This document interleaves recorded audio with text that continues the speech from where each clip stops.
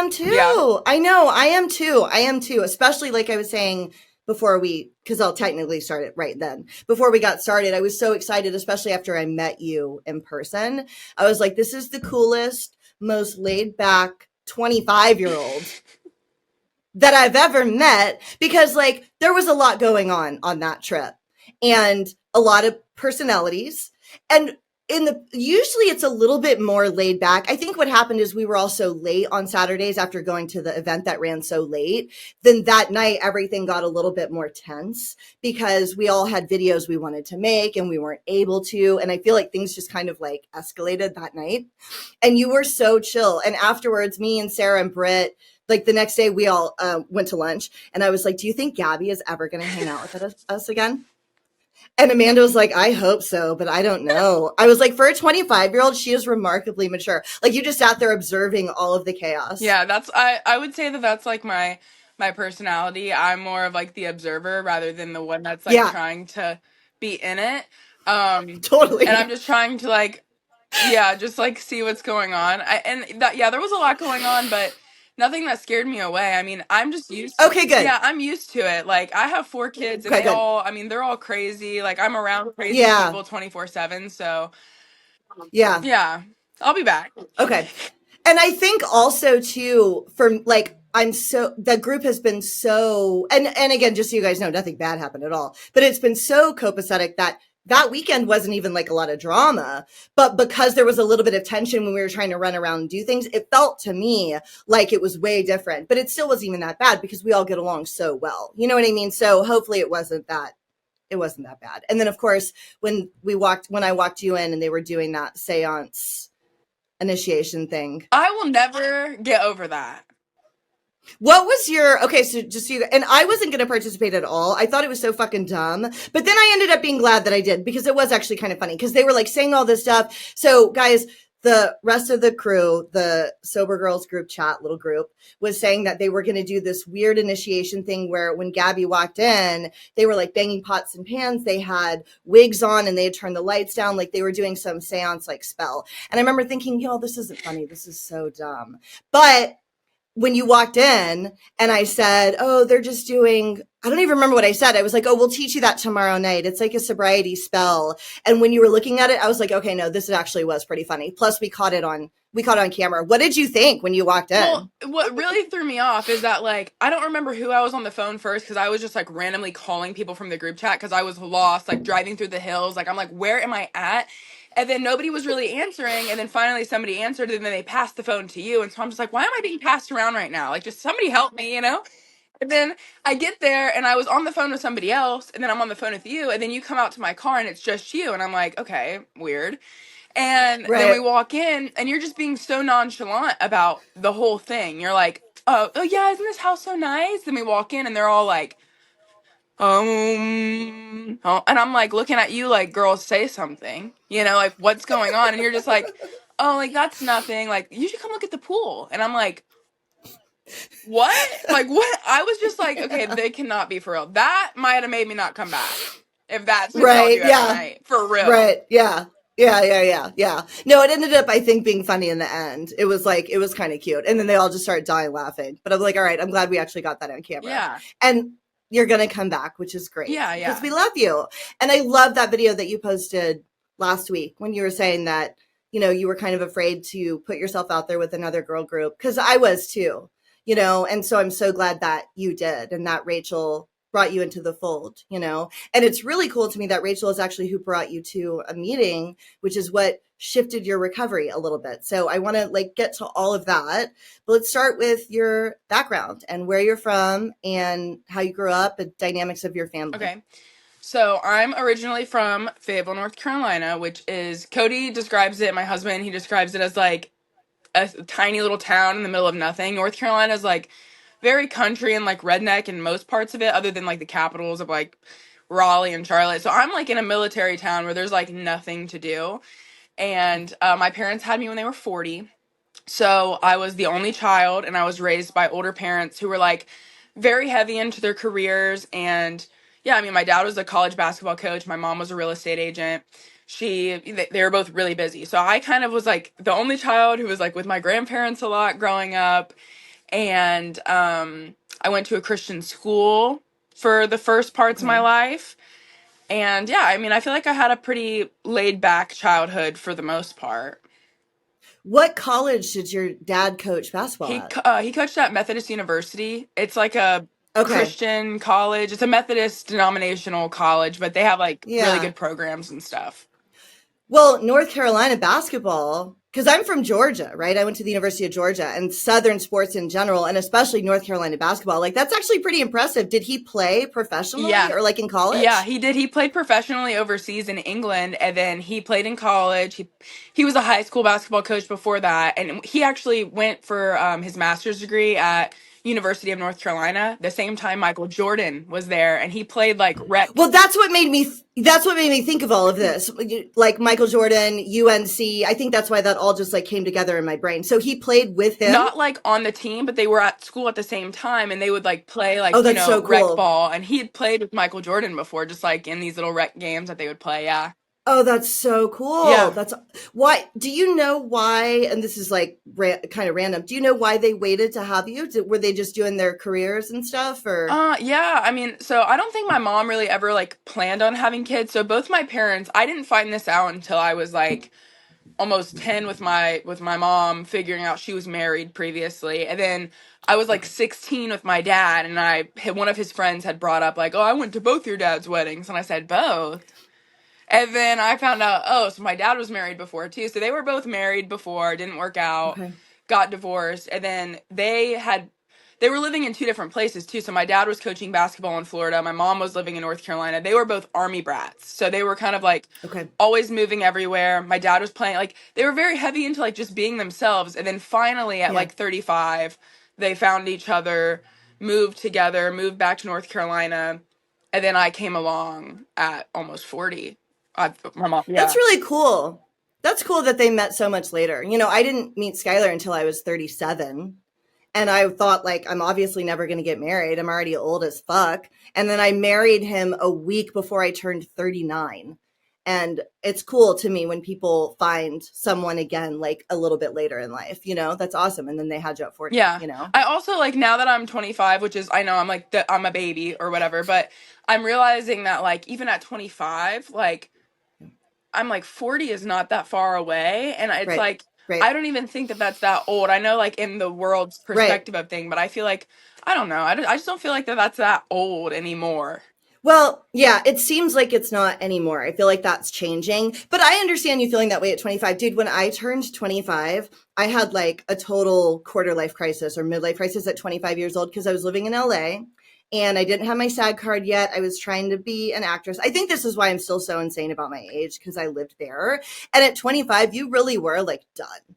If you hadn't already done anything, which I hadn't, you were done. And so I actually do relate. Like that day when you were like, you guys, I'm 25, I feel so old. And everybody was like, ah. And I'm like, no, I understand. It's all relative. And like, you feel differently than I do though, because when I was your age, 40 definitely seemed old. That seemed like dead. But then when you look at your friends that are that age, like Yeah. then it seems not old. You know what I mean? You're like, oh well, she's cool. Yeah. No, nowadays I'm like, okay, that's not old. And no, I relate because when I turned 25, I think it's just because like I know I've done a lot, and so I'm not downplaying anything that I've done or anything like that. But I'm just like, I am not where I want to be. And I'm like, at Yes, 25, like me at 10 years old, definitely wouldn't have thought I would be like living this life, and I'm super grateful for everything. But it's like, totally.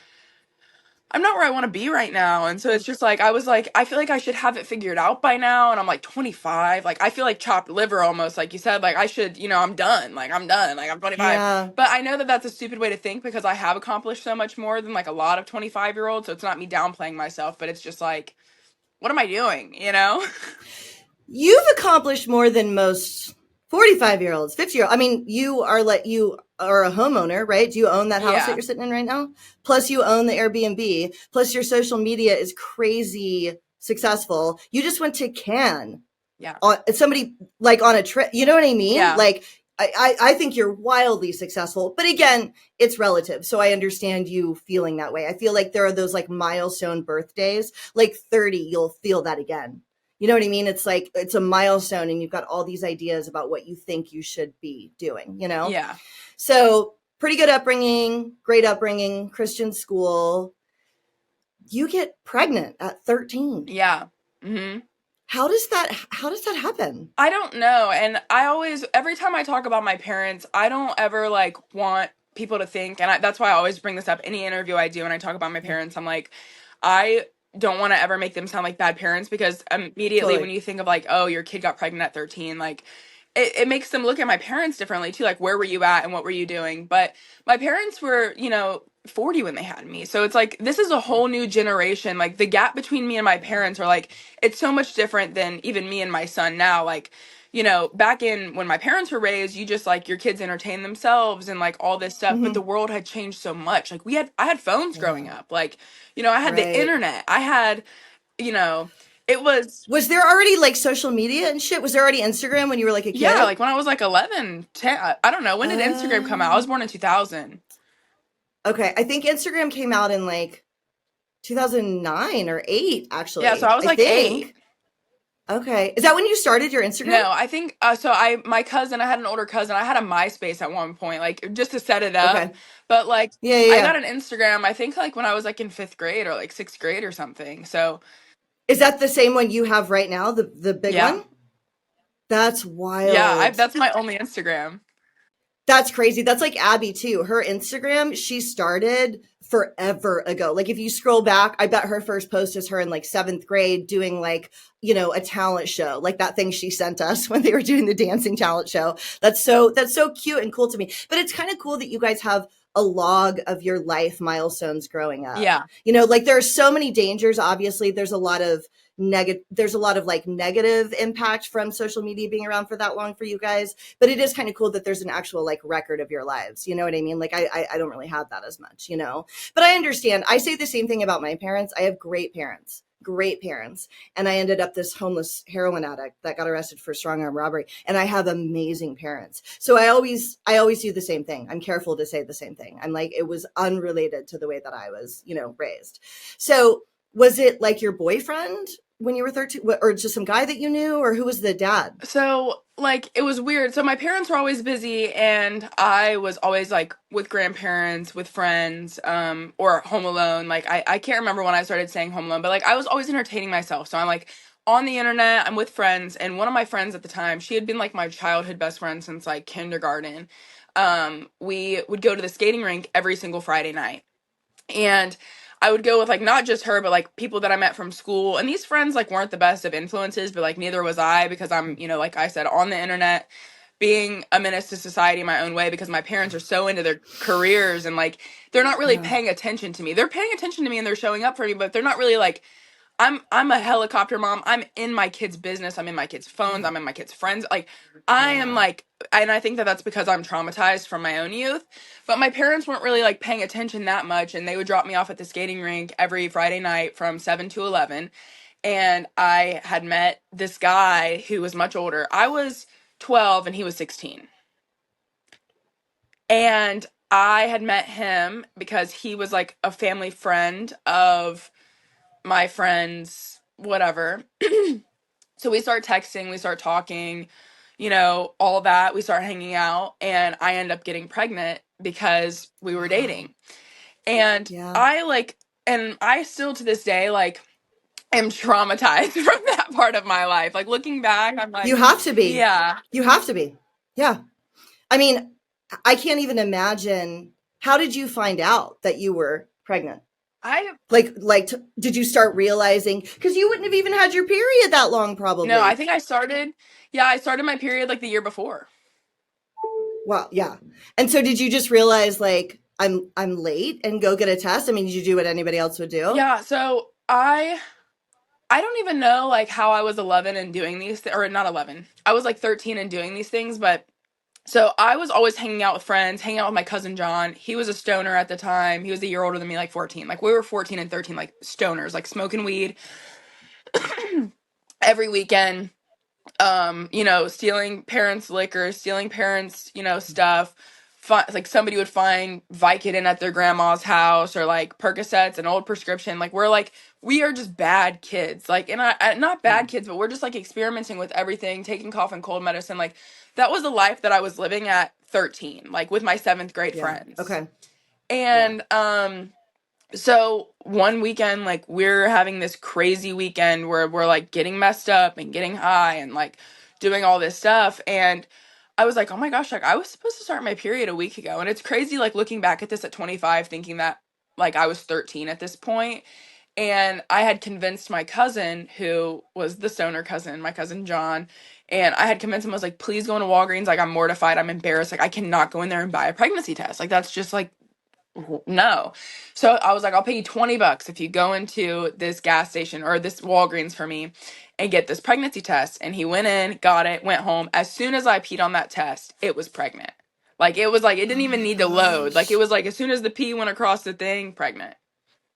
Oh my gosh. Were you alone in the bathroom when you took Yeah, it? but my cousin was still there. Like, so he was with me Okay. and I went into the bathroom, took it, and I was just like, there's no way, you know? Dude, I would be traumatized at 40 if that happened. If I wasn't planning on getting pregnant and then I missed my period and I took it like so I literally can't even imagine your thought process. Did you open the door and just say to him, "Oh my god, it's positive?" Like what did you I say? think I went back into my room. That's where he was, and I was like, I think I'm pregnant. So I waited until everybody had left my house that day. He went home, my friends went home, and I went to my mom's room and I was just like, I took a pregnancy test and it's positive. And she was like, there's just no way. Like, there's no way. Like, what have you been doing? And I was like, well, I did that, you know, like and she's like, Oh, you did. You said that, right? That you said I've had sex. yeah. And I was like, you know, so I don't Okay. know. And she was like, I'm gonna go buy some more because I showed her the test and she was like, it's probably wrong. And so she went, bought some, brought them home. I took both of them, both positive. And Did she have any idea you had already had sex with someone? I think that she had like ideas that like I had a boyfriend. Like she knew that I had a boyfriend. Okay. And I think that like she had knew that like there was stuff going on, but like I don't think that she had Okay. thought that it was like that far. And that's why it's like Totally. I just think that they were from a different generation to where it's like, I don't know. Like, I don't know what she was thinking Yeah. because me as a mom now, it's like, oh, there would be no possibility. Like, you know what Right. I mean? Right. So, but Right. I, I would go in the phone too. Like I don't have kids, but I would go in their phone too. That would be a part of, and I guess it's easy for me to say when I don't actually have kids, but I feel like part of the rule would be like, I'm going to look at your stuff. I need to have your logins. But I know that it's also, it's difficult to make those choices because my parents were also really big on allowing us to have privacy. Like they didn't go in our room without knocking. They didn't read like journals and diaries because they wanted us to feel a sense of like agency and that we had privacy and our, you know, our own sense of individualism. And that was valuable too. You know what I mean? So it's like I can, it's just so hard, I can imagine, to figure out what's the best thing to do for your kids that protects them, but also allows them to start to develop skills as an adult, you know, yeah. and life skills, Yeah, you and it's know. it's been a So hard balance for me too because like I'm traumatized and I can't put that yeah, onto my kids. So I just try to yeah, like remind like my stepson is 13. And so I try to like remind my kids like, hey, I became a mom at 13. Like anything can happen to anybody. Like just be yeah, smart, be kind, like be a kid. Like this is the one time that you get in your entire life to be a kid that's taken care yeah, of by their parents, that gets to do whatever they want. totally. And like you can go and do whatever you want when you're older, but just like value this time. And like all my Yeah, kids, like my stepson at 13 is so much different than I was at 13. Like he's genuinely like yeah, a good kid who enjoys being a kid and enjoys that. I feel yeah, like I just grew up too quickly from like a way younger age. Like I was, you yeah, know, being the only child and like having older parents, there was a lot expected yeah. out of me from a very young age. And so, yeah, Like academically and sports wise and stuff. What do you mean? just like being able to take care of myself, I feel like, because they were so Okay, yeah, busy. So it's like I was yeah, like my kids, if I told them to go figure out their own dinner, would look at me like I have seven heads. right, yeah, You know, yeah, and at that age it was like just figure something out, like, you know, even 9, 10, like I was able to like go in the kitchen and like make myself a meal. As like if I yeah. told my son to figure out his own dinner, he would be like, so chips, What? like, you Yeah. know. So it Aw. just was a very different upbringing where I feel like I was expected to grow up a lot quicker because my parents are so busy. So Yeah, yeah, I mean, not that I love my parents, like I said, they've done so much for me, raised me great. yeah. Got it. But yeah, it's very different. Yeah. Well, everyone is just doing the best that they can. And I think the longer I've done the show, the more I've learned that too. There are a myriad of choices that a human can make. And we're all just doing the best that we can with the information that we have. And, like the totality of our life circumstances and how we were raised, like everything goes into that. And they were just doing the same thing. You know what I mean? Everyone is always just doing the best that they can with the information that they have. So both of those tests are positive Hmm. with your mom. And then what happens next? Is she like, holy shit? Yeah, so she had told me like we need to make you a doctor's appointment. We need to get like maybe there's something like, and we didn't want to make it like 100% confirmed. She's like, whatever you do, don't tell dad. So my dad, he like I'm a one like the only child. And my dad was, my dad and I were very close growing up. I not to say that me and my mom had a bad relationship, but we definitely had a rockier relationship. My mom and I didn't always get along, and it wasn't until I was like in my adulthood that my mom and I actually like I feel like got close. We always butted head. We both have like extremely strong personalities, and but I told her first, obviously, because that's my mom. Yeah, And right. she was like, whatever you do, don't tell dad. And we made a doctor's appointment, went to the doctor's appointment, and I went in and like I just remember like the judgment and the shame of like walking in Oh, there. And I'm 13, like I just became fuck. a teenager. And so I'm going in and I, do all the tests, urine sample, get on the table, doctor comes in. It's the same doctor that gave birth to me 13 years ago. Yeah. Wow. Oh my His name's gosh. Dr. Strickland, and he, comes in. He's like, this is crazy. Like he just couldn't even like, he was just kind of like, you, after he had like confirmed that I was pregnant and they did the ultrasound and all that stuff. And, we saw like the little bean on the screen, like it was like this tiny little speck of heartbeat that was going, on the screen. Oh my He was like, gosh. this isn't like a doll baby. This isn't like a baby doll that you're gonna have. Like, this is like a real baby. Like, this isn't like, this is real life. Like, this is a real kid. So I leave there just like not knowing what to do. And my mom was just like, whatever you want to do, like, if you want to have an abortion, if you want to have the baby, like, just know, like, whatever you want to do, I'm gonna support you. And like, if you do have an abortion, like, we can't tell dad. Cause my dad is like very against abortion. He's a very Yeah. like, conservative. I don't know how to do like he's just very Christian, very like Yeah. pro life, doesn't agree with abortion. But my mom is like a little more open minded. My dad is like that too. He's super conservative Southern man. Yeah. You know what I mean? Like as far right as a person can be. Very, and also very pro life. He wasn't when I was growing up, which is interesting, but he is now. So she said, "Whatever you want to do, I'll Yeah, support." whatever you want to do, I'll support it. And she's a little bit more open minded and like I just didn't know what the right answer was because I was just kind of like Yeah. sitting in this you know and at the time I was like I said I was raised in a Christian home. I was raised in a Southern Baptist church, and like I just felt like at that point in my life like what was instilled into me, like I just could not imagine like living my life like knowing that I was pregnant and knowing that I saw a heartbeat on a screen, that there was like a baby inside of me, and then like having an abortion. I just didn't feel like I could like personally live on from that. Like I felt like if Yeah. I would have done that, I don't know what path I would have went down because I would have like harbored so much guilt personally, and that's Yeah. just the type of person that I am. And so I sat with Yeah. it for like a week, and then I was like, yeah, there's just no way I'm getting an abortion. So Whoa. Oh my God. What is your dad's response when you guys tell him? Because now you have to tell well, my him. dad thought I was on drugs. So I like literally like he was sitting on the couch, and my mom didn't want to tell my dad until like I was about to have the baby. Like, and I don't know how because I live in the home with him. She was just tripping. Right. And I remember I went into my mom's room. I think I was like maybe 2 months pregnant or maybe like 12 weeks. I don't remember how far along I was, but it was very soon in the beginning. And I had went into my mom's room. Like I was being pregnant and not telling like my dad was like eating me to my core. Like I just like could Yeah. not.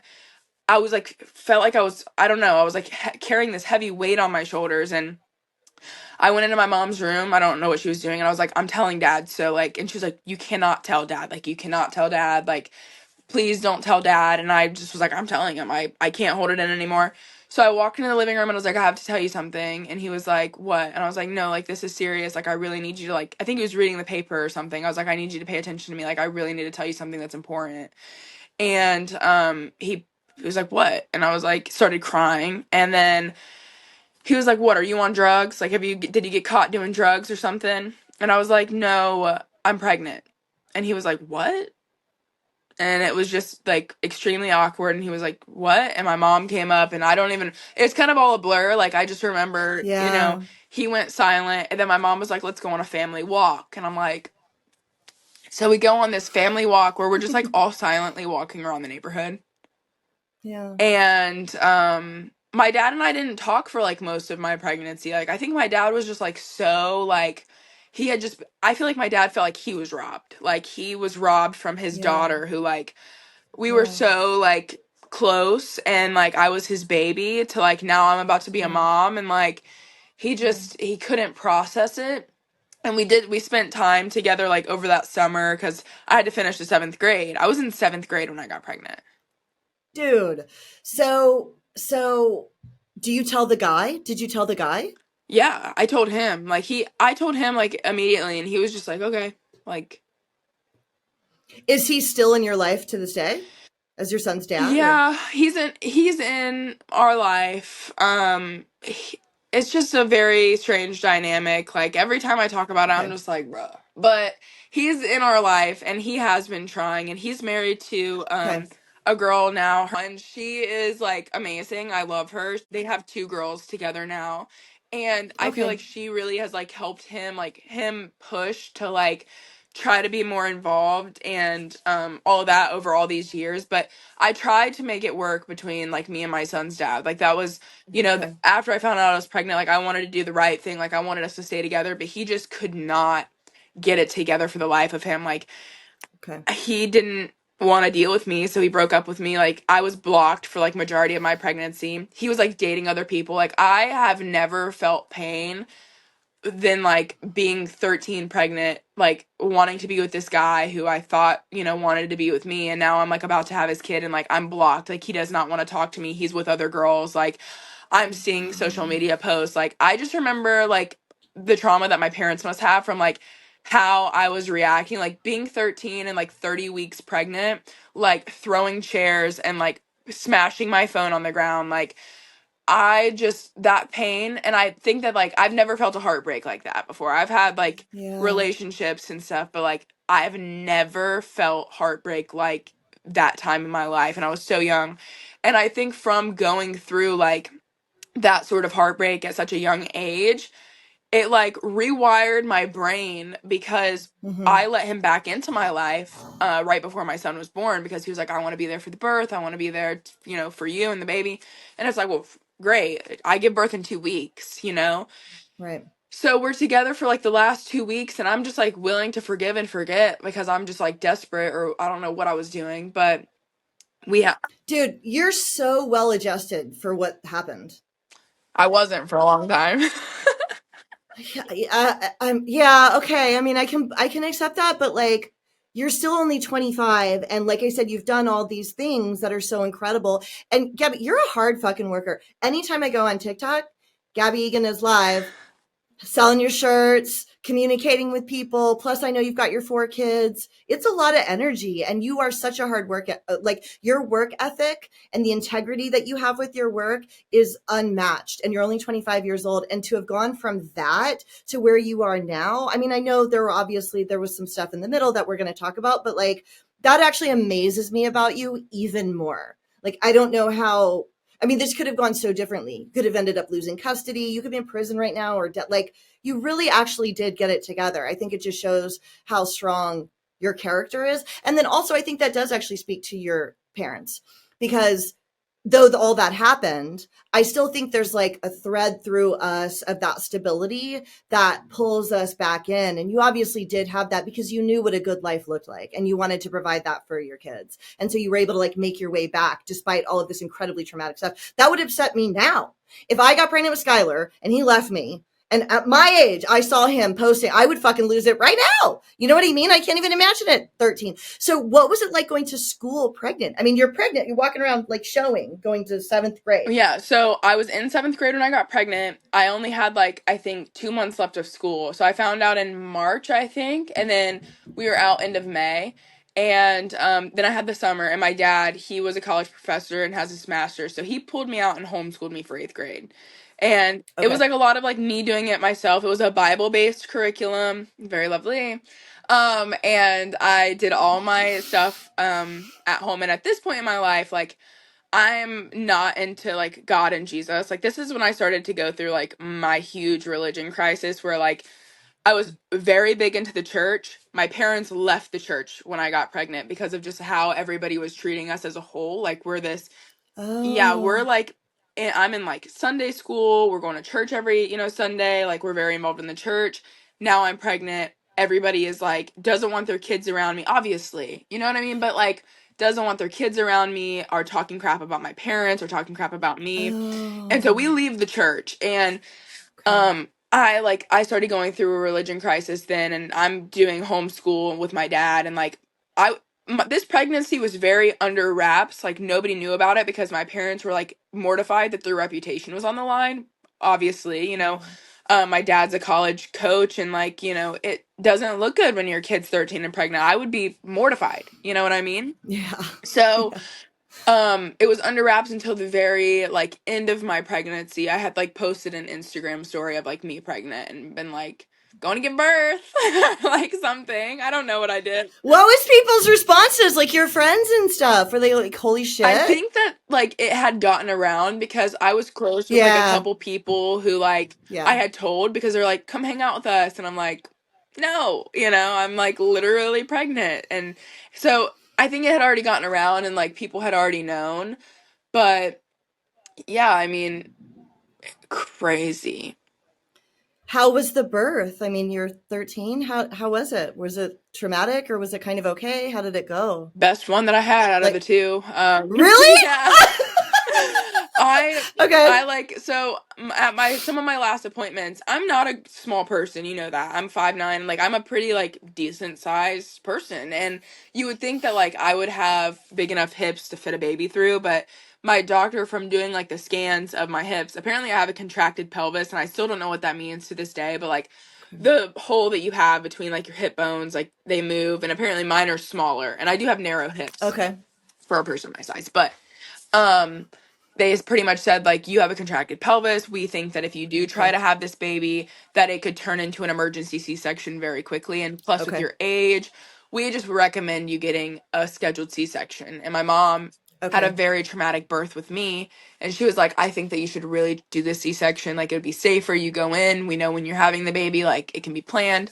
Okay. So I went in for a scheduled C-section, and yeah, I mean, I was up walking around Okay. like it was so smooth. It was so easy. Yeah. Okay. Yeah. Well, thank God for that. Thank God. That probably was the best decision. I can't imagine you 13 years old and in Yeah, labor no. for 24 hours or whatever the fuck. You know what I mean? So, okay. So you've got this baby and you're homeschooling. And then do you go back to high school for ninth grade? You go back to regular school? Yeah, Jalen was like 6 months or so or not 8 months when I went back to school. Okay. Who watches him during the day? So he is between my son's dad's stepdad. So like my son's dad's my son's grandparents on his dad's side are Okay. extremely involved. Like they are Okay. helping every other weekend. They're keeping him because they want to be involved too. And at this point, like me and his dad had already tried to make it work like 3 months in, Yeah.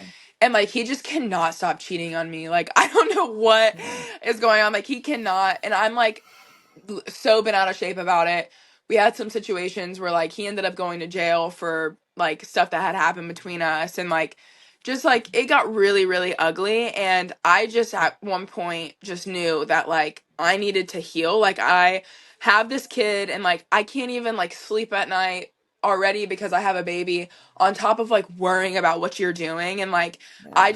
I'm in school, like I'm working, like I need to get my life together. And like that was like the beginning of me being like, no, like we're done. Like I had ended it with him. Okay. Like I'm like, you're talking to her again. Like you're dating somebody with the same name as me behind my back. She's calling you. I'm having these mental breakdowns that are like, I'm like freaking out all the time, 24/7. And so I was just like, I can't keep doing this. Like I literally have a kid now. And so Yeah. I had just ended it. And then Okay. that was it. Like once we ended, he Okay. kind of just like went off and did his own thing, started dating these people that I didn't agree with. And I always feel like I never want people to think that I kept my son from him, because I know that like that seems like what happened. But there was literally only a 6-month period where I was like, you're not allowed to go, he's not allowed to be with you, because of the people that he was surrounding himself with who were like terrible, you know? Okay. Yeah. Yeah. So, yeah, I mean, and then he kind of just moved off and went to college, and he just never really prioritized like showing up for Okay. us, you know? But his parents did. They were kind of involved at Oh my least. God, yeah, they were, That's helpful. yeah. That's amazing. Still to this day, I mean, they're just like, I'm, I always look back and I'm like, I feel bad for everything that they were put through, that Oh. my parents were put through, but Yeah. they were great and they put Yeah. up with a lot and they showed up a lot too, yeah. Okay. So you're going to school. When do you start like smoking weed and drink? Because you had started smoking weed and drinking before getting pregnant, right? You'd said that. When does that come back up again after the baby's born? So I feel like the first like 2 years were really like good. So after he was born, I turned 14 a couple months later, and then I was going back to school, and so I had been on Instagram, and I'm like adding people that I'm gonna be going to school with, and I end up following someone on Instagram who was going to the school that I was going to. He was like a couple years older. He was going to be in 11th, or no, he was going to be in 10th grade. He was going to be in 11th grade and I was going to be in ninth grade. And we had started following each other on Instagram, and then we had started talking on Instagram, which is weird because like my entire Instagram is pictures of my son. Like I'm not trying to Right. hide the fact that I'm a mom. Like Right. I'm about to be at the school, but I also have a kid, and so his parents come over to my house, like meet my parents. I was really like surprised that they were like okay with it and they were accepting, and so really great people. I think that they were a little hesitant, but they were okay with it. And we started dating that summer. So I'm going into like high school, like with the new boyfriend. Looking back, I'm just like, Gabbie, what are you doing? But he was great for me. Like, he was great for me. He was so, like, he loved Jalen. Like, he was very, like, accepting to hanging out with me with or without Jalen. And we just had a really good connection. And, yeah, it was a really healthy, like, 2-year relationship that I had in high school, which I felt like really kept me, like, on track. Yeah. Like, because I had someone who cared about me and I felt loved. And I feel like that's something that I always was like searching for after having Jalen, was just like love and like Mhm. validation.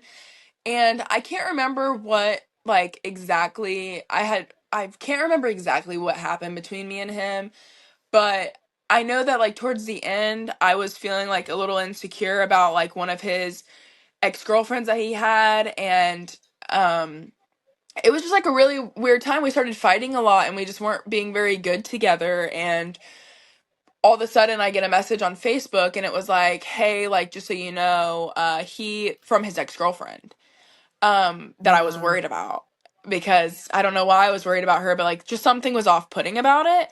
And she sent me a picture of a note that he had drove to her house and put in her mailbox saying like, I still think of you, like I miss you, and like all this stuff. We had been together for Oh two my years. God. I would die. I And would so this, die.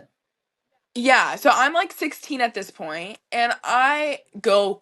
crazy. Like I'm like one of those people where I'm chill until like I'm not anymore. Like I'm chilling until That I like can I'm see. I can see literally, that. yeah.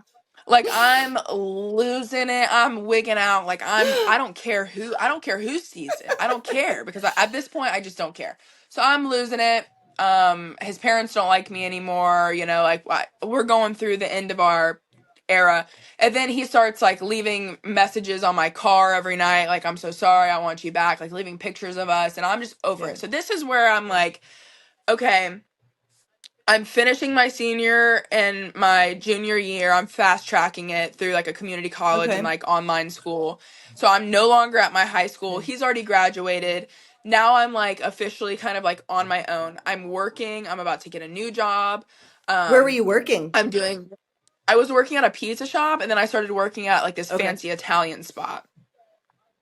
So I'm, like I'm pretty much like living a 20-year-old's life at Right. like 16. Yeah. And so I'm just, doing the mom thing, working, getting through my school. And like I said, my son would go with his grandparents, on his dad's side, like every other weekend, and that's where it started. So I started to have some free time, Right. and on those weekends, I'd have no boyfriend now. So now I have like no stability. Those 2 years that I was in high school and I was like a new mom, I was really like trying to lose weight and like trying to eat healthy and like trying to be this like healthy person. But then at this point, it was almost like I've been cheated on by both of the guys that I've been with. Yeah. I like felt to my core like just like broken. Like everything started to catch up with me at this point, and I'm just kind of like honestly like fuck the world. Like I like don't care about anybody. Nobody really cares about me that much anyway. So I just started to hang out with like people that I had met. I was in the car scene. I loved cars at this point. So I would go to car meets. I would Oh, meet that's guys at car cool. meets. Yeah. And that's like what transpired to me being a mechanic in the army was because I was just so Oh, into cars. okay. Yeah. And yeah, so I was just meeting a bunch of guys, and just at this point I was just kind of like in my hoe phase. Like I just started to, mess around and like didn't want anything serious, even though if guys would want something serious with me, I didn't really care about them. And that's whenever I started to like drink on those Okay. weekends. I Okay. was like hanging out with like anybody and everybody. I was like the life of the party. Like, oh, Gabbie's coming tonight. Like I was the crazy one, getting blackout on people's bathroom floors. And um yeah, I mean, I that's whenever I like went crazy was Okay. like after that breakup, I feel like. Okay. And then when do you join the army? What leads to that? And do you Me. get like arrested or anything during that time? Are there any consequences during this time, or you're just drinking a lot? Yeah, no, I'm like drinking a lot to the point where like I'm being hospitalized because people are thinking that I'm dying, and like my parents Okay. are getting called because I'm a minor. Okay. And that happened like multiple times. And then I got an underage drinking ticket. I had to do community service on top of working, on top of being a mom. Like now I'm working at the Salvation Army to get my hours. Yeah. Um So there were consequences during that time, and that's whenever I kind of was like, after the second time that I had been hospitalized during this period, I was like, okay, I need to, and I live near a military base. All these guys that I'm like hooking up with and like hanging out with, and all my friends are like military, because I was hanging out with people who are much older than me, and that's what pulled me into being like, okay, I want to join the army so that way I can like better my life. Okay. Okay. And my parents signed over the rights to me to the military at 17 because I was already Oh done with high my school. gosh. Yeah. Where did you get stationed first? And do you bring the baby with you? Okay. When you go to So the army, what do they do with your baby? so like that was I had to make the decision to like either not join and like keep working my like waitress job and do whatever I wanted to do at like a normal job, or I had to sign over temporary custody. I had to get an attorney, sit down with the attorney with my parents, get them to draw up a contract that says like while I'm in training, while I'm at duty station, my parents can have temporary custody. But Okay. as soon as I can regain it back, I can regain it back. Okay. So we do that. I join the army. I like black out the first like, 10 weeks while I'm in basic training. I'm crying every night in my bunk because I just like I'm not used to, my son was 3 at this point. Yeah. And so I'm, missing him obviously. Like he's, a kid, but I knew that deep in my heart that if I didn't leave, the type of lifestyle that I was wrapped up in my hometown was just like it wasn't good. Like I and even my mom, she used to tell me, she's like, I'm just always afraid that I'm gonna get a phone call that you're gonna be dead somewhere. Right. Like, and I'm like, well, I'm not gonna be, you're being dramatic. But then I started to realize, like, after being hospitalized, I don't know these people. Yeah. I'm getting myself into like really bad situations. I started to kind of wake up and be like, I have a lot to live for to be Yeah. doing this. Right.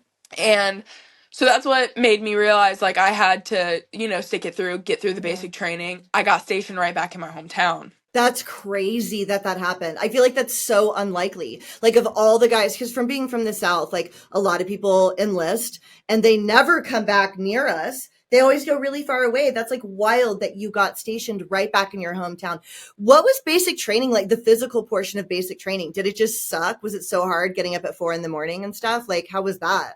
It was, I mean, it sucked for sure. I definitely thought that it was going to be like harder than it was because I feel like Okay. it's very like calculated. So it's like, you have to do like 14 push-ups, 14 sit-ups. Like I thought that it was going to be like, I'm like carrying boulders and like Me rocks and too. like Yeah. climbing through the mud and stuff. But That's it, what I it thought too. genuinely, yeah, like it genuinely was like really like not chill because it is a lot of work and I sucked at running whenever I first joined the army, like sucked at running.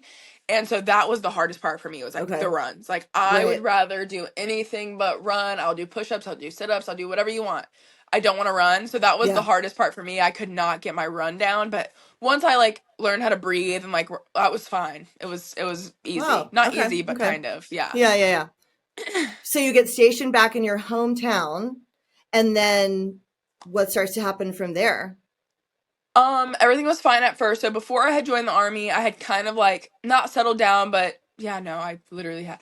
I had like kind of settled down with this guy who I had dated for like a year before joining the army. Like it wasn't really like dating though. It kind of was. I mean, or maybe it was even less than a year, but him and I were together and while I was in AIT, so you go through basic training and then I had like 5 months of AIT where I was living in Virginia and he would drive up and visit me, my parents would and he had like proposed to me and we were like engaged and I never took that relationship serious. It was terrible. And so I get stationed back in my hometown. We had already broken up because I started dating a girl while I was in AIT and broke his heart. And so I'm like, I come back home and I'm just like, I'm bored. I don't know anybody really. So I'm like trying to like come to his place. Then I start talking to one of his friends and like it was so messy. I was so messy back then.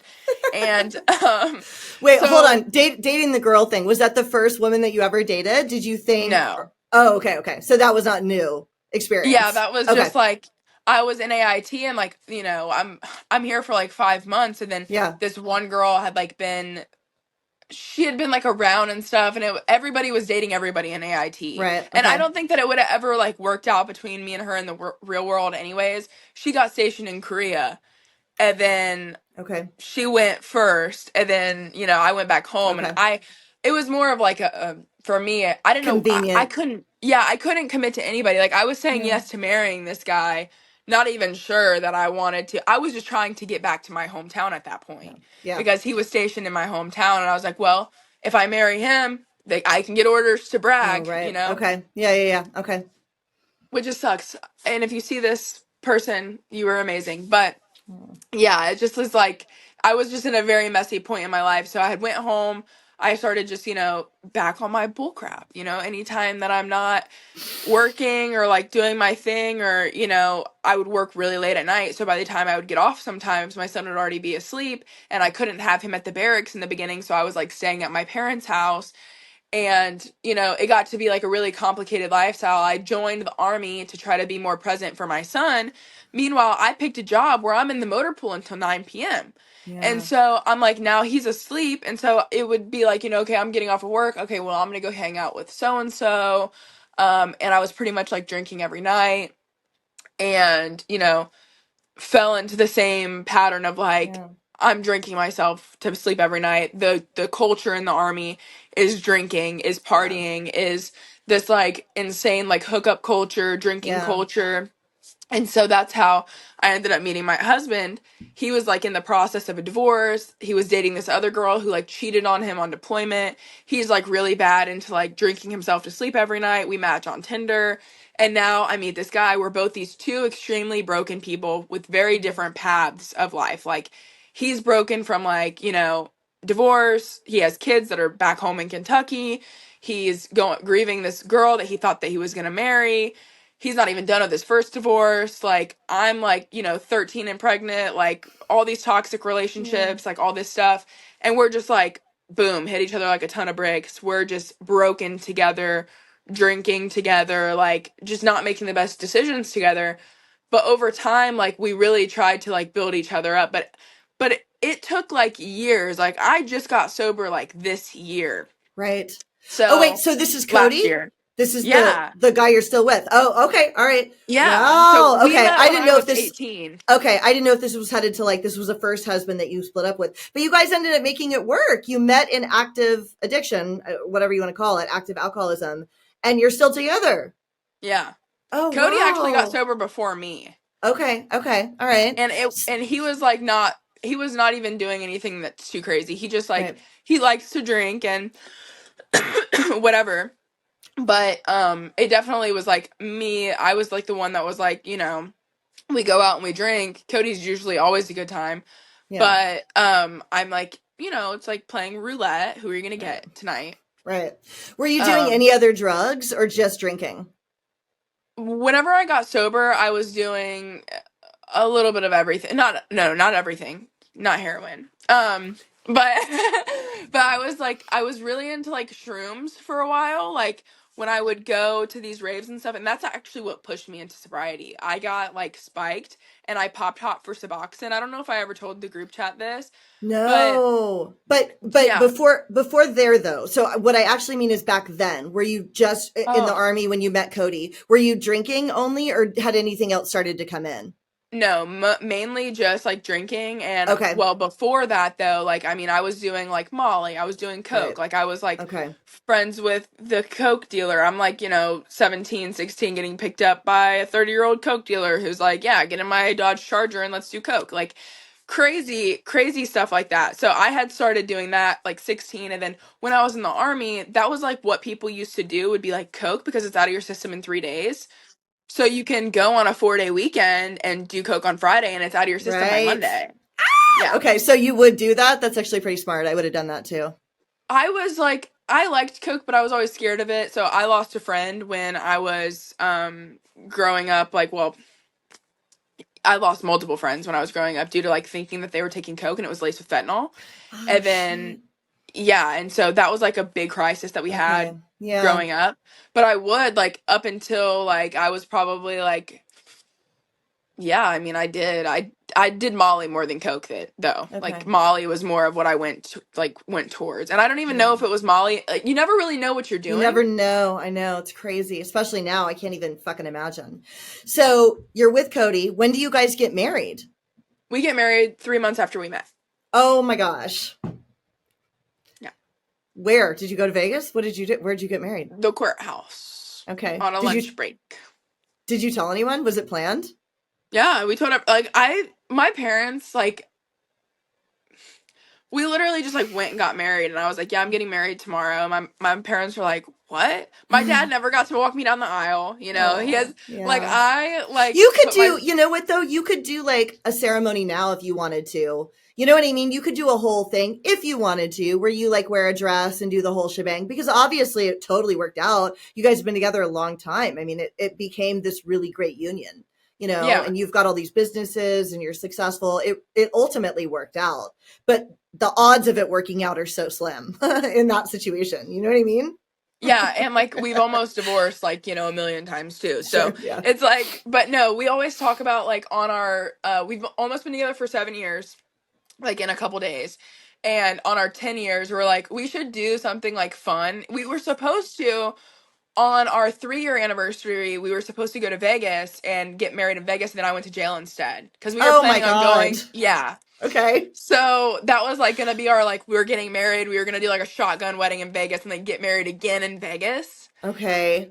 And you And went then to there I jail go. instead. Holy Yeah. shit. Okay. Well, you definitely should do that for your 10 years, though. My best friend, maid of honor in my wedding, she does that for their 5 years, 10 years. And I think she's even done her 15.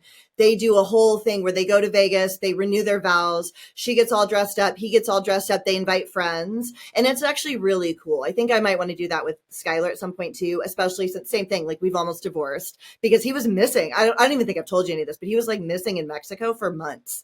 And I was going to divorce. I didn't know where he was. And so I was like talking to a lawyer about how do you divorce a missing person? I didn't know where he was. He's just is going to have 2 years sober in like a month, but it was really bad. He was gone from my life. And so I'm like, all right, now that you're back, we've been married 6 years.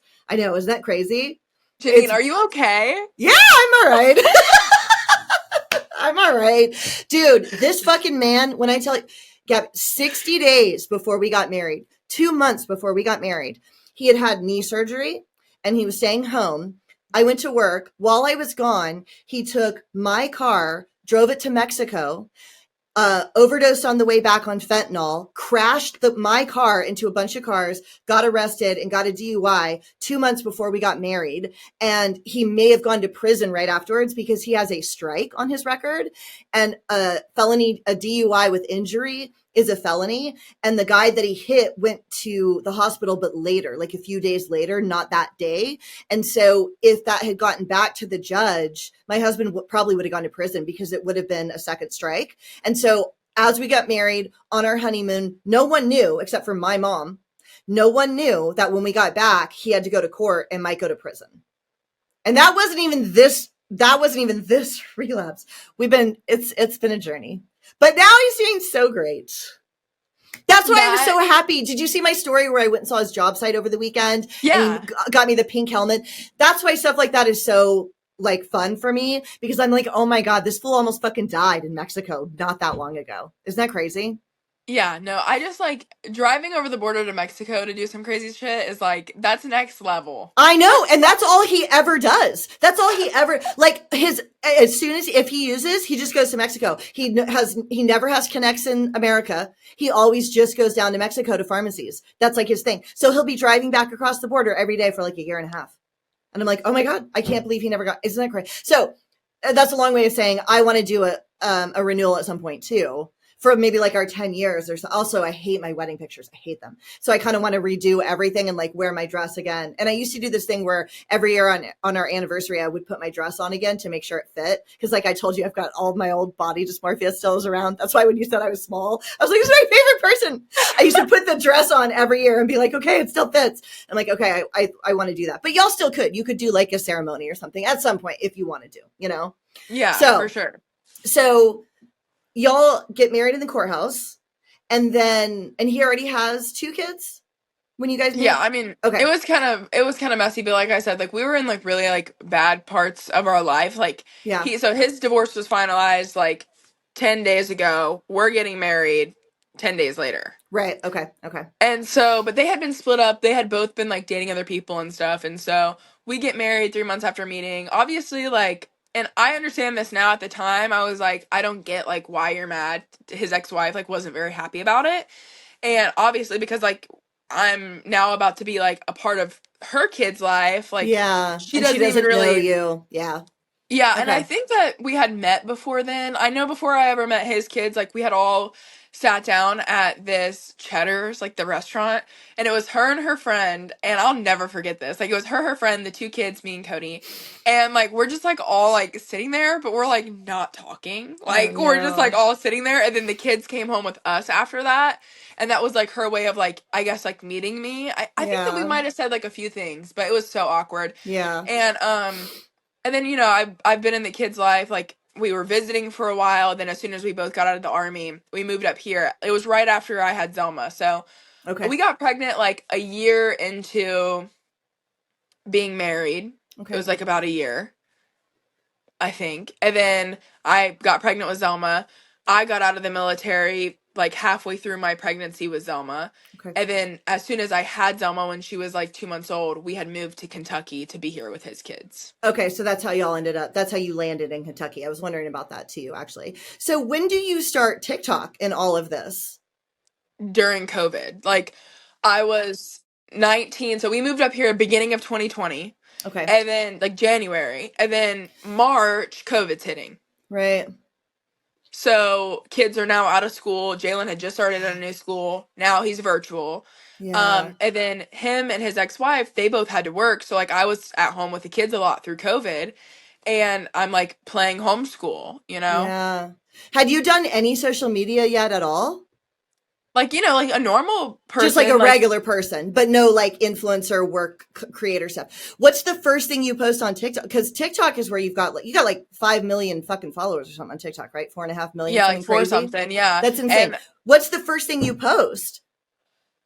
At first it was just like stupid videos with the kids, you know, like us like doing a dance or like trying to memorize a dance. And then I Yeah, yeah. feel like that was everybody's first video. Yeah, it was like stuff like that though. It Yeah. was like, just like random trends or like whatever. And then I can't remember what I had made this video because I was breastfeeding Zelma at the time and I would always just be sitting on the couch like feeding her. And I had made a video talking about talking in a Russian accent. I was like, "Ooh, milk makes baby very good." And I was like talking in a Russian accent, and I think that people thought that I was actually Russian, and I'm like, "It Uh-huh. wasn't that good. Calm down, guys." Like that accent was like obviously fake and forced.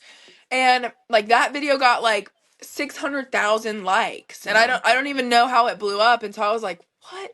So then I just started like being myself and like being goofy and reckless and Yeah. like just posting these videos cuz I was like 19 raising four kids. I would make rant videos talking crap.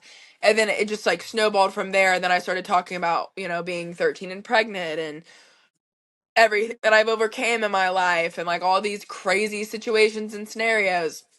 And then that, snowballs into like where I am today with obviously a lot of twists, turns, and detours. But That's crazy. So when does it start making you money? Like, when do you realize, like, oh my God, this could be my job? mm, it took about a year, I would say. Like, so I started making money, or I would start getting free PR. And so, like, I'm like Right. over the moon. Like, I used to buy this stuff in store, and now the brand knows who I am and they're sending it to me.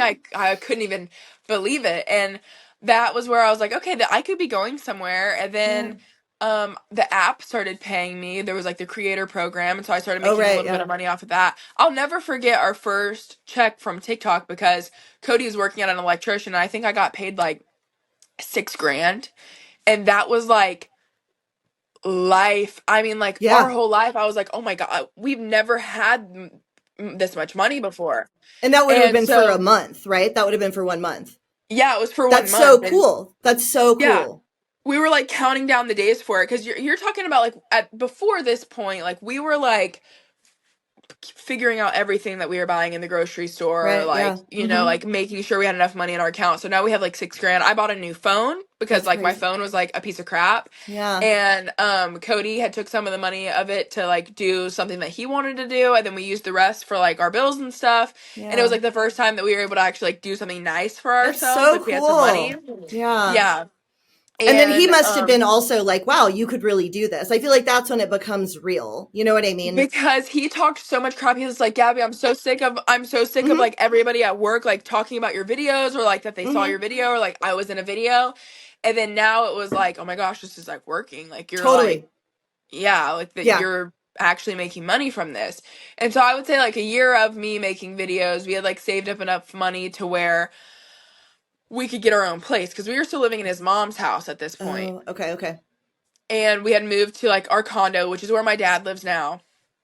And we lived there for like 2 years until we, whatever. But while we were living at the condo, um, that's when Cody quit his like 9 to 5 job. So he was in Wow. being an electrician and stuff like that. And we had, because I was like at the point where like I'm investing into a company in California. I'm like trying to actually take this seriously. I need like help. And we have four Yeah. kids. And Yeah. so we had made the decision like, okay, pros and cons of you quitting, looked at everything, and he was like, okay, I'm willing to do it. That's And amazing. so, That's so cool. yeah, so he quit his job then, and then he's been, but like, people always are like, well, what does Cody do? And it's like, dude, he does. So I run that man into the ground.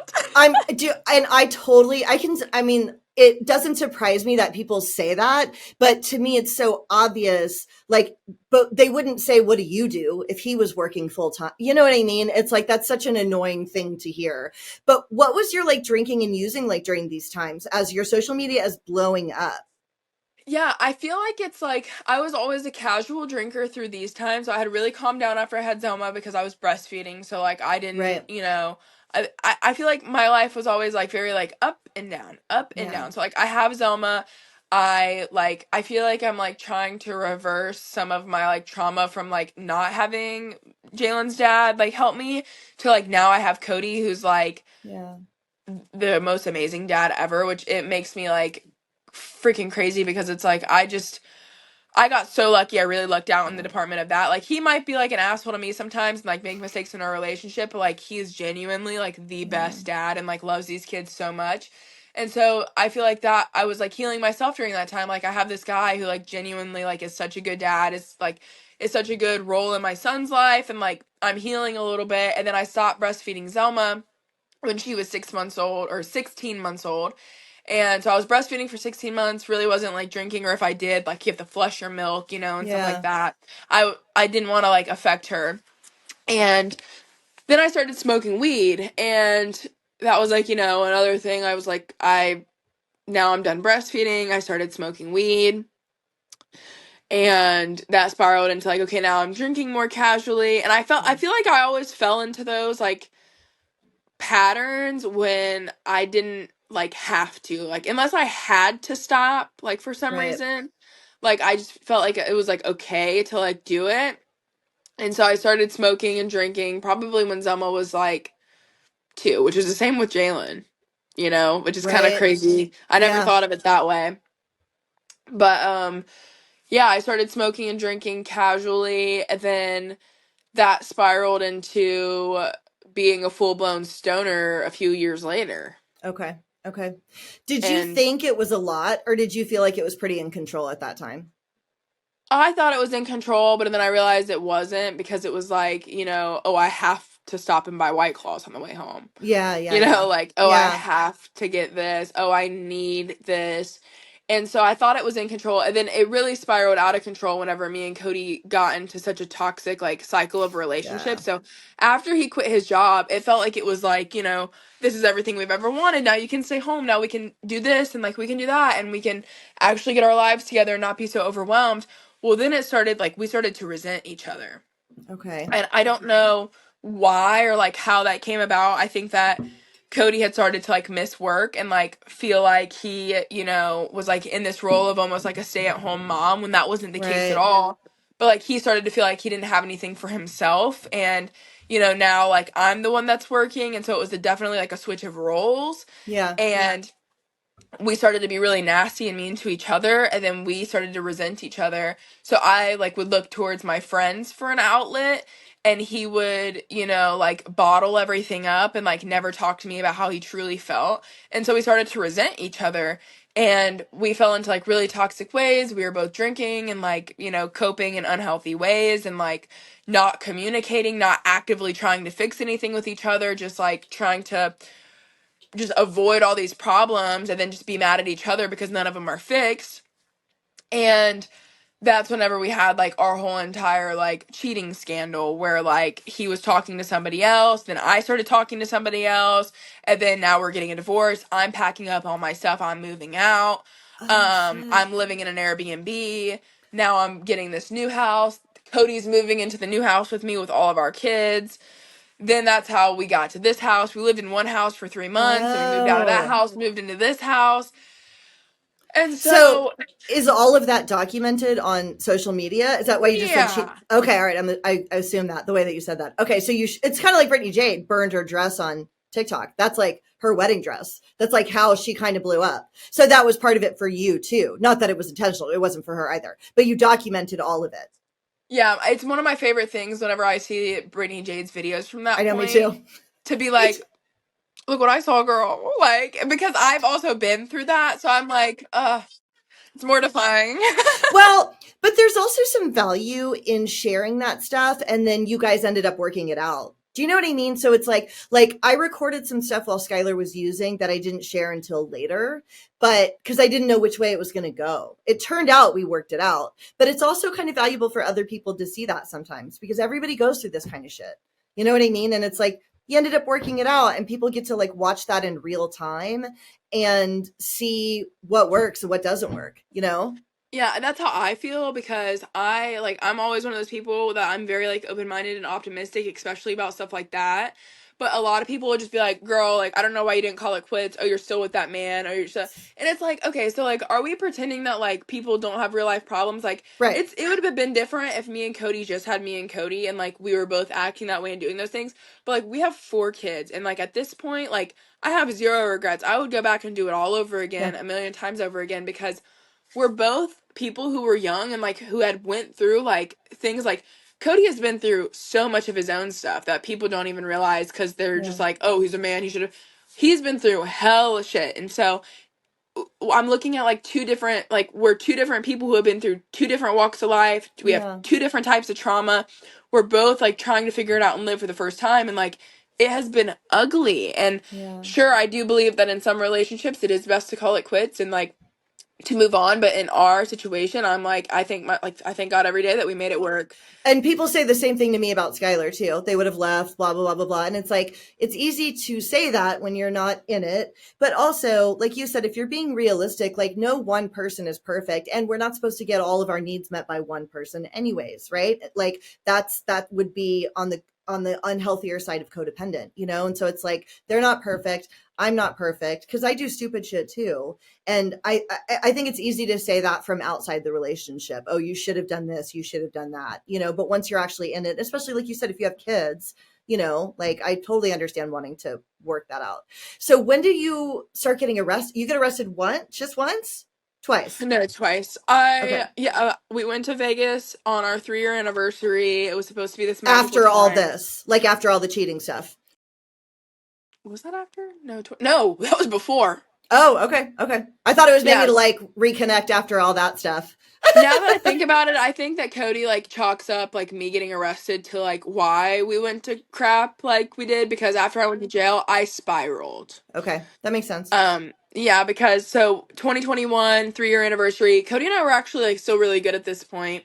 Go to Vegas, we're gonna get remarried again, like all that fun stuff. I and I say like I believe because like people are like there's no way like and I could have a problem to where I did black out after 2 drinks, but like my tolerance was pretty high at this point, and I just have never blacked out after 2 drinks. Like even whenever I wasn't drinking that commonly, like I could have 2 drinks. Maybe the alcohol is different in Vegas, I don't know, but I believe somebody spiked my drink. I put my Okay. drink down in the bathroom. I think somebody put something in my drink. I could have just something weird could have happened to me. I don't know. I also am bipolar, so maybe I had some weird freak out blackout, but I drank 2 drinks, went into the pool, blackout, have zero recollection, wake up in a straitjacket in jail. And I was held on a 48-hour psych hold. I was being charged with felony charges for assaulting a police officer. They're trying to hold me for 30 days. They never take me to my court date. Cody shows up to the court like, we have 4 kids. Like, well, she needs to come home. Like, she's not a flight Yeah. risk. Like, she's gonna deal with this. Like, they're trying to say I'm a flight risk and I'm never gonna deal with these charges. Like, I'm some like delinquent or something. But in actuality, I just like feel like I got drugged and I think that I got drugged. I don't remember any of this. What happened? What did they say happened? I know you don't remember, but what did the charges come from? What's the incident report say? So pretty much I had gotten like super drunk in the pool, I guess. And then I started trying to like yell and scream at patrons, but like there were these 2 girls from like all the information that I reviewed. I don't remember any of this, but there were these 2 girls that were trying to leave with me and said that they were my friend. And then I started freaking out on them. And then I started freaking out on everybody around me. And Okay. Cody was distracted. Cody didn't see any of this that went down. He was distracted by a group of guys. I was distracted by a group of girls. And then these girls were like, oh, she's just super drunk. She's like one of our friends. And then I started getting like disorderly with them, started Okay. telling them to get off me, started getting disorderly with the security. They called the police, trying to Okay. run from the cops, Okay. trying to fight everybody. And so I go to jail. And yeah, they tried to charge me for like felony. The article said something about me trying to kick the cop in the testicles. And I just remember being like, of course, that would be the article that I'm attached to.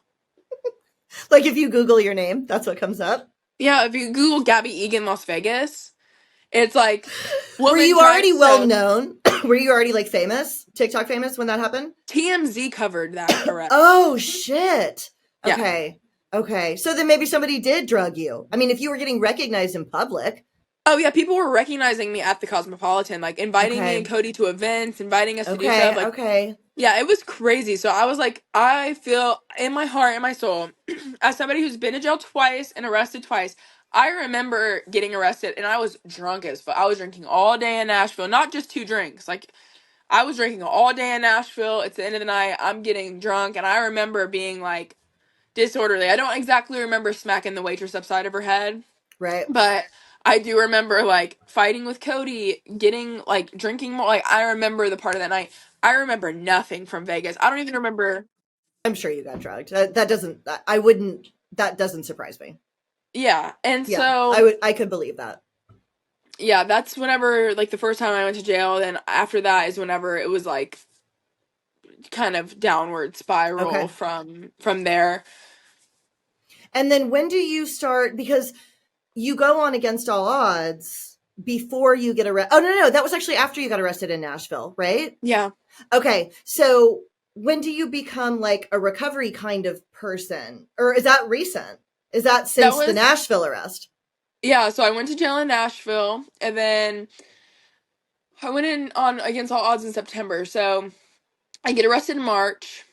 And this is, after the cheating scandal, after like just being an absolute mess online. And I go to jail again in Nashville. Like, I had already tried to get sober before after my Vegas Oh, you arrest. did. Okay. Yeah. Actually, that's actually a good thing to know. So did you start thinking like I might be an alcoholic? I should probably try to stop. That's when I messaged Brittany Jade. And I said, Oh. like, hey, like, I don't know. And she, was trying to like talk to me. And then I was like, I don't know. I should have never brought that up to her. So I stopped responding to her because, Oh, uh, interesting. Okay.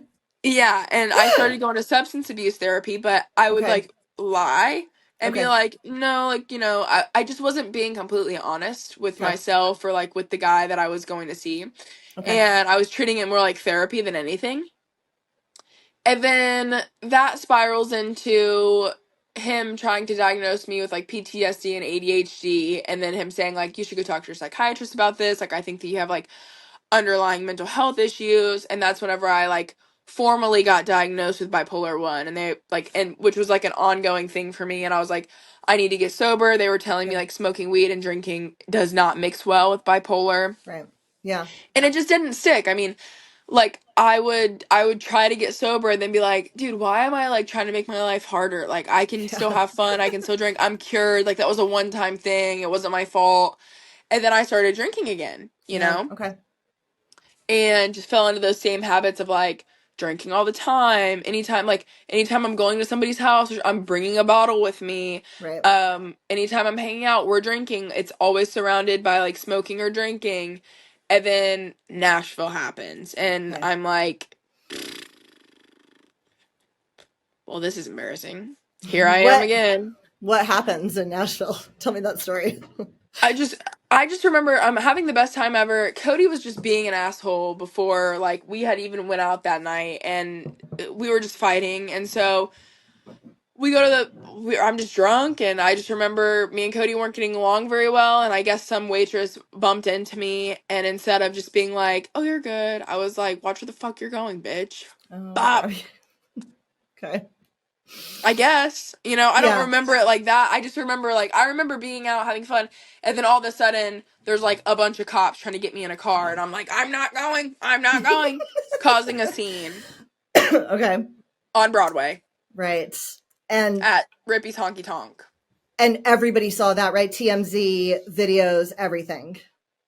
I don't know if there was any, like, actual videos, which I'm very surprised by, and thank God, because I can only imagine, like, I can only imagine. But, yeah, I mean, I had gotten out of jail.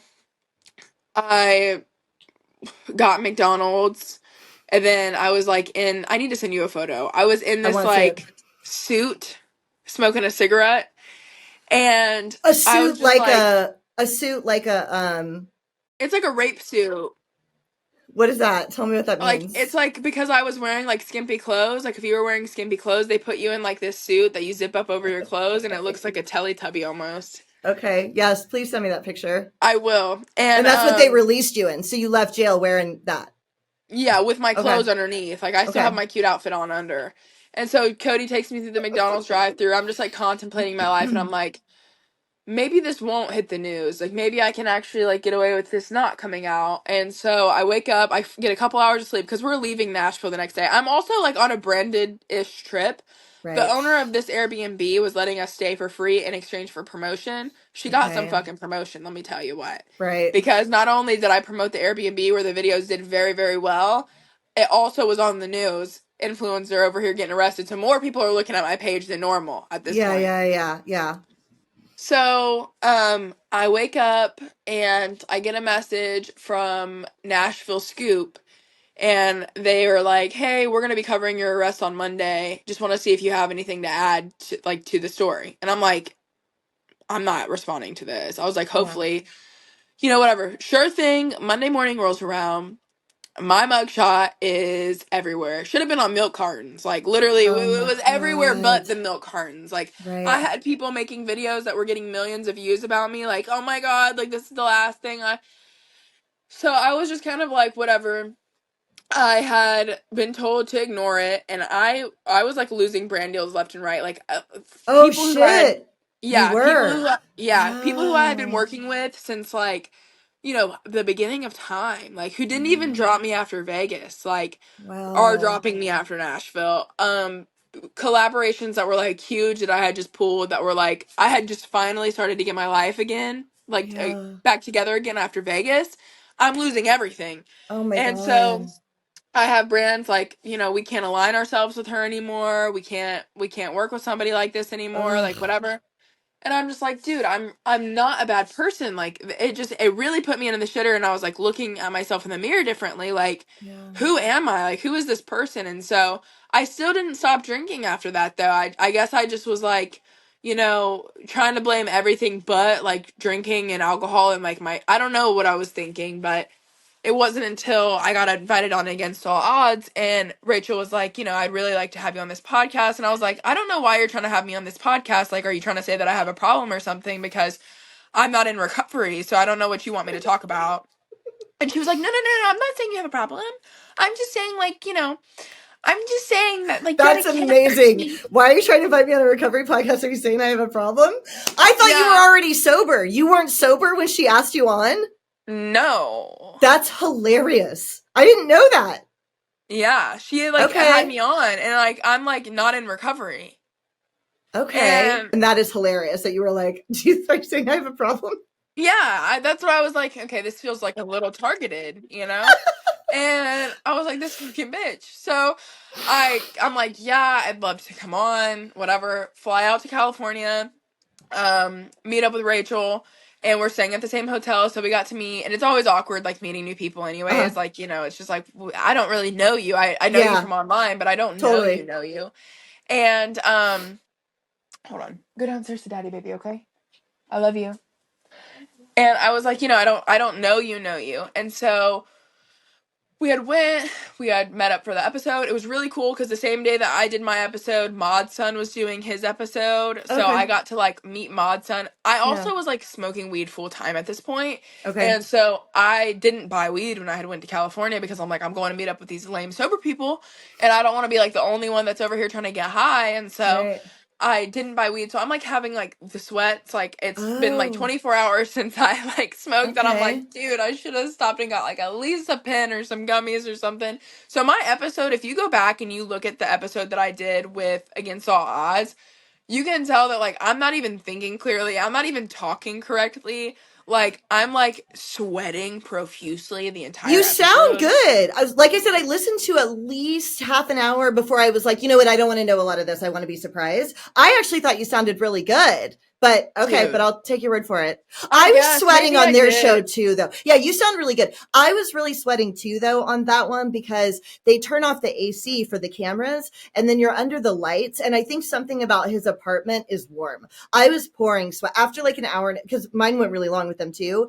We took a little break and I went in the bathroom and I remember putting powder all over my face. Like I thought the video was going to be me dripping sweat. So, but that's crazy to me. So you were smoking that much weed. You felt it the next day. Oh yeah. Like I was Wow. like the type Okay. of person like I woke up, I had to smoke before I could eat. I had to smoke before Okay. I could go into a store. I had to smoke before I could do, and it wasn't always like literally rolling a blunt. It was like, the carts and stuff, or Yeah. like gummies, or Yeah. there's so Okay. many ways that you can. So I was like probably ingesting like, 500 milligrams of THC a day Right. at Yeah. that Yeah. point. And Yeah. so I'm like fucked. Yeah. Yeah. That's crazy. Okay. So you do the interview and then she invites you to a meeting, right? Yeah, she had said that like, oh, like there's gonna be like, God, I hate her so much. Did She she was do like, any of this on purpose? I don't know. I still think that Okay. she did. Yeah. I mean, she must have. I think she did. I think she set me up. I need to ask her for real now. We should Like what? ask her. I'm gonna corner her and ask her because she was like, "Oh, we're gonna go to a meeting tonight or like whatever." I had a rental car. And so she was like, I guess she was Ubering because we rode together to Against All Odds and like we're talking Okay. and stuff. And then she's like, "Oh, there's like a meeting tonight, like there's pizza and like whatever, like we're just gonna sit around a fire and stuff, like Oh, the if you want to bonfire join." meeting. The bonfire. Yeah. Okay. Okay. Okay. They do ask all the guests to go to that, but it's also because they're all in recovery. Yeah. That's why And they go. And I was like, yeah, okay, like that sounds fun, like or whatever, that sounds good. And so I go and I'm like, where the fuck am I at right Yeah. now? I'm like looking around and Yeah. I'm like, everybody's like talking about like recovery stuff and I'm like, what am I doing? And so I was like what is this? Like what and she's like, Yeah. "Oh, it's an AA meeting." And I was like, "Rachel, what?" And so I sit down and I just remember like being like in like this like transient state. Like I was like I mean, cool, I guess, like Yeah. I just am very confused. And so like new experiences, I'm always down for it. And the lady who was speaking at the meeting, like everything that she was saying that night was like something that I needed to hear. It was like so weird. Wow. Like she was talking about like obviously her journey was like way different than mine. And like she's talking about like all of her stuff and like a lot of it I couldn't relate to because I had never been at that point, but like the way that she was feeling and the way that she was Yeah. talking about like how she felt, like I was just like, this is me. And like she was just talking about like how she was genuinely like struggling and like couldn't get like her life under wraps and like no matter how much she tried. And I just was like, oh my god, I relate to this so much. And Wow. at that point I just realized, I was like, oh my god, like I think that I need to get sober. And it was already something that I had like thought about, tried to Yeah. do before, like and all this stuff. And it was like in that moment after listening to her speak, I almost wanted to cry a couple times. And I was like looking around and like everybody, I don't know, it was just like such like a weird feeling, like just Yeah. being there and like never having been to a meeting before in my life, not even really like knowing what AA meetings were about. Like I had like heard about them before and I had not like unintentionally been to them before when I was in substance abuse Yeah. counseling, but I was in denial and like such a Yeah. liar back then. Like I couldn't even like speak the truth because I genuinely did not think I had a problem, Yeah. Yeah. And so at that moment, I feel like I was honest with myself for the first time. And I was just like, damn, like I relate to these people a lot more than, I ever wanted to. And like I ever, thought I would. And so that's whenever it was like, I kind of like went back to my hotel that night and we went to dinner after, I'm pretty sure, or something with Jenna. And I just remember being back in my hotel and being like, am I about to do this? Like actually like lock into this? Wow. And yeah, I went back and I never touched weed, never drank again. So to this day. That's your sobriety date? Yeah, the September Oh my 20th. gosh. That's Yeah. crazy. So that literally like changed your life. Yeah, genuinely. Oh my Like, gosh. yeah. So I didn't know that. I thought you were going to say you went back and maybe smoked a little bit more and then eventually stopped, but you stopped that day. You never use again. yeah, never used again. I'm 10 months sober today. Oh my God. Yeah. Dude, that's so amazing. Holy shit. I was Okay, counting on my fingers. I was like, how many months is it? that's so cool, dude. Yeah. Okay, so when you get back, do you start like, do you go to meetings or anything? Like, what do you do when you get back? Because if you were still not feeling great, how did you not smoke weed the day you got back when there's weed in the Oh, house? I thought I was having the flu. I took everything that I had and I gave it to my friend. Okay. And I gave it to like a couple friends and I just like took it all and gave it away cuz I had already like started not smoking, so like I knew that if I Okay. were to pick it up again it would like restart everything. And I would say like about a weekend like I was not sleeping. Now me and melatonin are like best friends. Okay. I like had tried so many different like ways to like sleep and stuff, but I genuinely like I come back and I have an entirety identity crisis for the first like 5 months. Like I'm sure. I like an entire identity crisis. I thought I had the flu. Like I'm sweating. I'm telling people like, dude, quitting smoking weed sucks. Like, and they're like, you're making it up in your head. And I'm like, no, dude, like you have no idea. Like I'm literally like about to freak out. I'm not sleeping. I'm not eating. Like I'm just like not well. And I feel like I have the flu all the time. And then I mean, it slowly started getting better. But then I was like, who am I? Like I have this Yeah. time. Like I don't even know who I am anymore. And the first 5 months was just like me genuinely crashing out. Like I was just like, I Yeah. have no purpose. Like I'm trying to like figure out like what I even want to do with my life anymore. It was a very odd time. Yeah, for me. totally. So did you start going to meetings or anything like that when you got back? No, I like some virtual ones where you can like come, like, you can find them all over Facebook. You can find local Yeah. ones on Facebook, and like Okay. even the one that I had tuned into with Britt when she was speaking, like I had done stuff like that. Okay. But I feel like there's just so many people that and this isn't me being like, well, so many people know me. No, I But hear like you.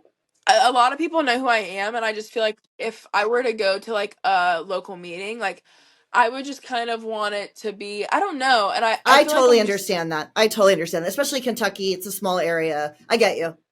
yeah, I feel like Yeah. I know that AA is like Alcoholics Anonymous or whatever, and whatever happens, you're supposed to like keep it like in the doors and stuff. But I just feel like my privacy would be violated in some way, shape, or form, and like because I'm not the most loved in this area. I definitely like there are people that love me, but I'm not the most loved, and so I don't want to Okay. go into a space that makes me feel any type of way about my sobriety You're like because exposed and vulnerable. yeah, Yeah, I get that. I get that. You've also had that happen to you. You've been yeah, exposed by yeah. people. You know what I mean? You may have even been set up in Vegas. So I understand why you have that fear. I do think, okay, well, now this makes me know we've got to get our step study back going then. Because at some point and you should also, it would be really helpful if you got a sponsor that you could work steps with too. You could just do that on the phone. You know what I mean? Without Yeah. having to be afraid of anything getting exposed.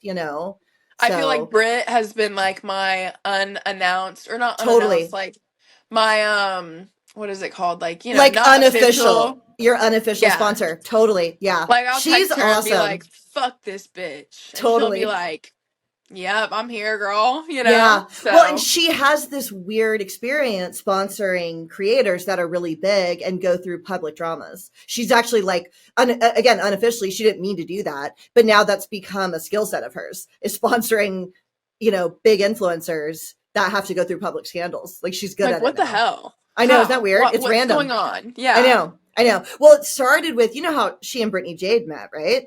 Yeah. So Brittany made that video that was like, put a finger down if your name is Brittany, you're an alcoholic, a couple of other things, and you've been kicked out of the NFL. And Yeah. Brittany was like, all of those and sent the video to her. I'm like, that's crazy. And then she became her sponsor, which is like awesome. So, Yeah. okay, well, now we definitely need to do our step study again. So, because at some point Rachel was like, okay, you guys, there's, Gabbie Egan. I really want to bring her in. Like, we need to. And we're all like, oh, okay. And I'm so glad we did. Because Yeah. now, Because like, you were imagine, brand new. I didn't know that. I thought I thought maybe you had been an alcoholic and had quit drinking, but was still smoking weed. And so they had you on the show because that's definitely a recovery. That's definitely a form of recovery. Somebody that just smokes weed now after being arrested from drinking. I thought you were at least in the space a little, but you weren't. no. Wow. No, no, no. I That was sneaky brand new. bitch. That sneaky bitch. Yeah. That's hilarious. Yeah. And yeah, I wasn't expecting that at all. Like I was very Yeah. confused whenever Rachel was like, "Oh," and I was also like nervous. I was like, "Oh my God." No. At first I was like very nervous to even like start Yeah. opening up and talk, cuz like imagine you have a bunch of like unknown numbers in your phone and you really don't know any of these people and you're like talking about crazy stuff right off the rip and all of you guys are talking about like insane stuff and then there's a titty on my screen and I'm just like, "Where the fuck am I at?" I'm going to Like use that clip. I'm going to use that as a clip. yeah, I mean, I was That was terrified at that was first. introduction to our group thread. Was crazy stuff from unknown numbers and then like naked pictures of ourselves because we often send naked pictures of ourselves in that group for a Yeah, I variety have of to be reasons. careful. Like I sometimes I'll open it up and it's like Sarah's tits, and I'm like, know. Totally. who is behind me right now? Like I'm like panicking, and now I'm That's sweating, and I'm like awesome. hoping that nobody saw that. Like I look insane, That's and awesome. yeah. So I was very nervous, and then I was like, I don't know about this at first Yeah. because I was just like, I don't want to disappoint any of these people too. I wasn't sure, like. I don't know. It just was a weird place to be. And then now it's just Yeah. like, oh my gosh, like Yeah. these are my bitches, like I these know. And then you went with us on the trip. You went with us to LA, which I was so happy about. my passion for like my t-shirt shop is coming back, so I shut Yeah. that down, and then now I'm like kind of coming back into that era of my life, and that's what I was doing until like 12 o'clock last night, like Yeah. setting back up because we're planning on doing a pop-up and stuff. And like I genuinely think that like I love making shirts, I love creating, I love being creative, but I think that truly like I'm just passionate about like being busy and like no matter what Yeah. no Yeah. matter what it is, but I think that my favorite would be like overall content creation. I love making Okay. funny videos and like creating stuff, but also just like being creative, like whatever I can do to be creative. And I feel Yeah. like that's with everything, like Airbnb, I can do whatever I want to that house. Yeah, totally. Totally. Yeah, And with the videos. marketing even is creative. Okay, I lied. This is actually the last question. You're Okay. very confident. Like I noticed that in LA. Like anytime you made a video or we went out, like you're very confident and comfortable in your skin. It seems, at least at 25. How is that true? And how have you developed that after everything that's happened? How do you feel comfortable in like who you are?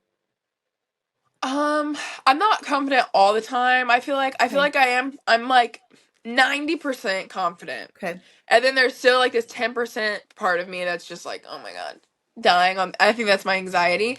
But I think that I just like have been through so much to where Yeah. it's like if you don't like me, if you don't accept me, Yeah. if you don't like the way that I look. I mean, I've had everything in the book said to me. Like Yeah. it doesn't matter what it could be. You could talk about, oh, she's this, she's that, she's too skinny, she's too fat. I've lost weight, I've gained weight, Yeah. I've colored my hair, I've done all of these things. I've had everything said to me, like Yeah. literally everything. And so it's like nothing that anybody says to me could hurt my feelings. Like even I've been through like the most traumatic friendship breakup. I've been through Yeah. relationship shit. You know, I've had people tell me all types of stuff about me to my face before. So it's like there really is nothing that can hurt you in life other than like yourself and what you allow to Yeah. hurt you. Totally. And Yeah. so I just am at the point now where I feel like it's just like there's nothing that anybody can say that would like deter me. I've been through it Yeah. all, you know? Yeah. Yeah. And so I just, yeah, I mean, I'm just happy. I like who I am. I might, Yeah. you know, not be exactly where I want to be or like, Yeah. you know, but I'm on my journey and I'm like, I'm Yeah. confident and happy like with where I'm at this Yeah. moment to this Yeah. day. Yeah. Well, I Yeah. like who you are too. And I'm so glad that we finally got to sit down. And you just impress me so much. Like your creativity, your work ethic, the stuff that you've put together and knowing that that meeting becomes your sobriety date just impresses me even more. Like that's crazy that at 24 you were like, nope, this is like what I'm going to do. It's time. And you took all those signals in and actually changed your life. I mean, it's just amazing. It's so impressive. And you made us Yeah. shirts. The SGGC shirts are so cute. I actually want to get one of the tank tops too that you have. I was looking at your stuff on the website. I want a tank top. We need to talk about that in the group very Okay. soon because I'm back to Okay. making shirts and I feel like we could. I just have so many ideas and we'll talk about that later Yeah, though. I agree. I agree. Yeah, we should definitely do that. But thank you so much for your time. I didn't mean to take 2 hours of your time, but I'm so grateful that we were able to sit down and talk. I know we probably could have talked longer if we didn't No, have to get this off, but yeah. I could literally keep going, but like I need to go to the gym. I'm sure you've got a ton Same. of shit that you need to do. So, anyways, thank you so much.